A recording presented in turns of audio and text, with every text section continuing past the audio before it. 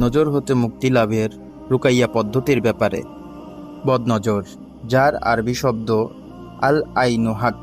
বদনজরের লক্ষণসমূহ স্ক্রিনে দেওয়া 14টি লক্ষণ আপনারা নিজ দায়িত্বে পড়ে বুঝে মিলিয়ে নেবেন। আপনারা এই স্ক্রিনের এই আমল কার্ডটি স্ক্রিনশট দিয়েও রাখতে পারবেন ইনশাল্লাহ। দ্বিতীয়ত, যদি 4-5টা লক্ষণ মিলে যায় তাহলে কমপক্ষে 100 জাগে যদি নিজের নজর নিজের ওপরই লেগে যায়, তখন কি করণীয়?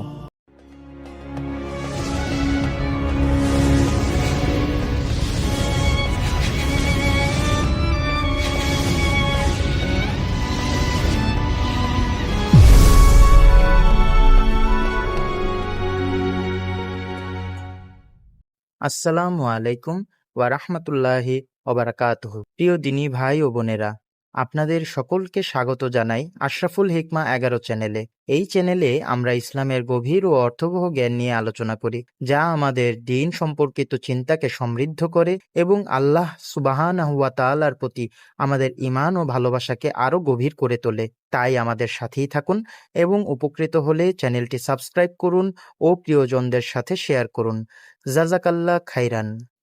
আজকে আমরা জানব বদনজর হতে মুক্তি লাভের রুকাইয়া পদ্ধতির ব্যাপারে। বদনজর, যার আরবি শব্দ আল আইনু হাক। বদনজর হতে প্রতিকারের বিষয়ে জানার আগে জেনে নেই বদনজরের 14টি বিশেষ লক্ষণগুলো সম্পর্কে, যা যাচাই করে আমরা জানতে পারি আমাদের আসলেই বদনজর লেগেছে কিনা। বদনজরের লক্ষণসমূহ স্ক্রিনে দেওয়া 14টি লক্ষণ আপনারা নিজ দায়িত্বে পড়ে বুঝে মিলিয়ে নেবেন।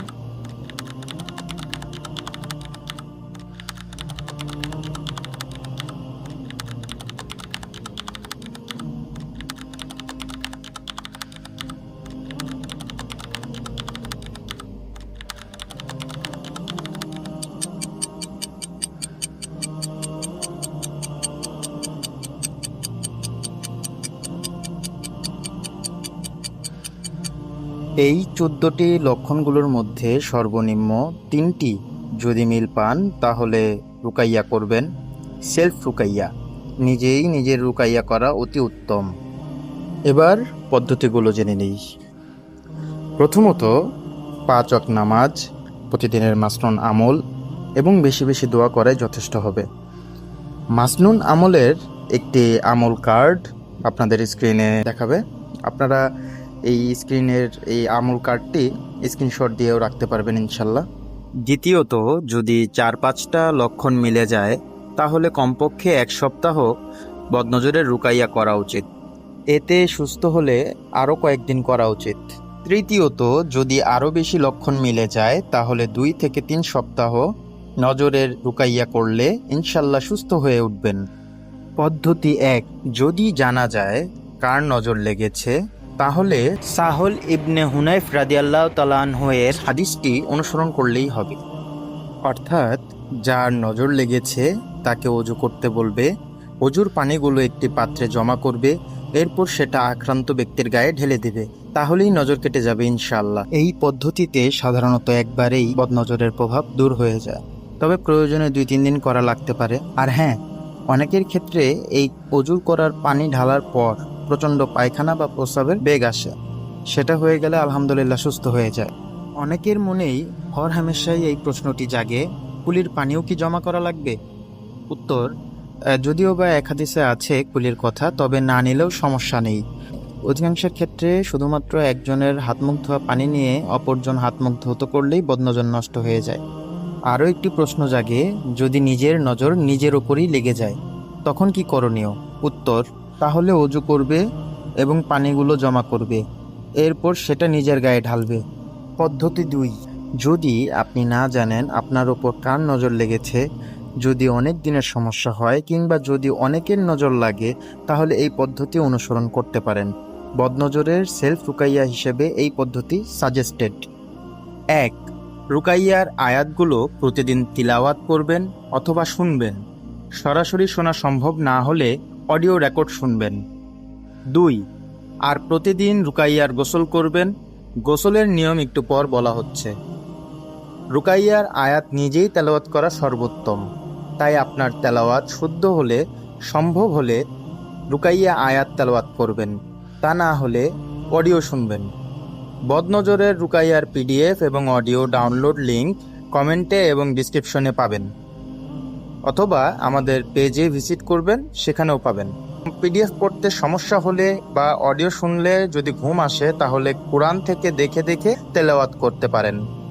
ডিসক্রিপশন এবং কমেন্টে রুকাইয়া অডিও ডাউনলোডের লিংক দেওয়া আছে, সেখানে গিয়ে আপনি ইভিল আই অথবা আই হাসাদ যে কোনোটা শুনতে পারেন। এছাড়া সাদ আল গামিদির আধা ঘন্টার রুকাইয়াটাও শুনতে পারেন। যেটাই শুনবেন, শোনার সময় নিয়ত রাখবেন, আমি বদনজর হতে মুক্তির জন্য নিয়ত করছি। নিজে তেলাওয়াত করলে সাধারণ রুকাইয়ার আয়াত পিডিএফটা পড়বেন।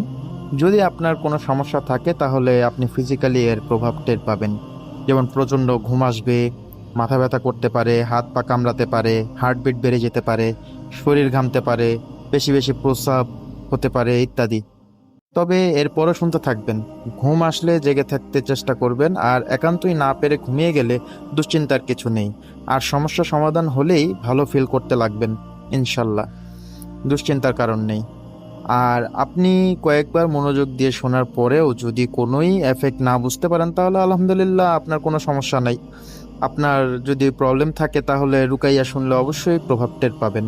রুকাইয়ার গোসলের পদ্ধতি হচ্ছে, একটি বালতিতে পানি নেবেন, তারপর ওই পানিতে 2 হাত ডুবিয়ে পড়বেন দুরূদ শরীফ, ফাতিহা, আয়াতুল কুরসি, 4 কুল, কাফিরুন, ইখলাস, ফালাক, নাস, প্রত্যেকটা 7 বার। শেষে আবার দুরূদ শরীফ 7 বার পড়বেন। লক্ষণীয়, পড়ার পর হাত উঠাবেন এবং পানি দিয়ে গোসল করবেন। এগুলো পরে পানিতে ফু দিবেন না, এমনিই গোসল করবেন। যদি টয়লেট আর গোসলখানা একসাথে হয়, তখন এসব অবশ্যই বাহিরে এনে পড়তে হবে। কোনো দিন হাতে সময় কম থাকলে এসবের মধ্যে সূরা কাফিরুন বাদ দিতে পারেন, আর দুরূদ শরীফ 3 বার করে পড়তে পারেন, অথবা পড়ার পর শুধু ফুঁক দিয়ে গোসল করে নিতে পারেন। তবে এভাবে উপকার কম হতে পারে। প্রথমে এই পানি দিয়ে গোসল করলেন, পরে অন্য পানি দিয়ে ভালো মতো গোসল করলেন, অসুবিধা নেই। যার সমস্যা সে যদি পড়তে না পারে, তাহলে অন্যজন পানিতে হাত রেখে পরে দিবে, এরপর গোসল করবেন। উত্তম হচ্ছে প্রথমে রুকাইয়া এর অডিও শুনে এরপর গোসল করতে যাবেন। গোসলের আগে শুনতে না পারলে সমস্যা নাই, দিনের যে কোনো সময় শুনলেই হবে ইনশাল্লাহ। রুকাইয়ার গোসল বাদ দিয়ে খালি অডিও শোনা থেকে নিরুৎসাহিত করছি, এতে কষ্ট বেশি এবং উপকার কম হওয়ার আশঙ্কা রয়েছে। মোট কথা, প্রতিদিন রুকাইয়া শুনবেন এবং উপরের নিয়ম অনুযায়ী রুকাইয়ার গোসল করবেন। সমস্যা অনুযায়ী 3 থেকে 7 দিন লাগতে পারে। সমস্যা বেশি মনে হলে 21 দিন করতে পারেন। সমস্যা কম হলে কখনো একদিনেও ভালো হয়ে যায়, তবে ভালো হওয়ার পরেও 2-3 দিন করা উচিত। আগামী পর্বে আমরা জানবো বাচ্চাদের বদনজরের রুকাইয়া সম্পর্কে ইনশাআল্লাহ। জাযাকাল্লাহ খাইরান। আল্লাহ হাফেজ।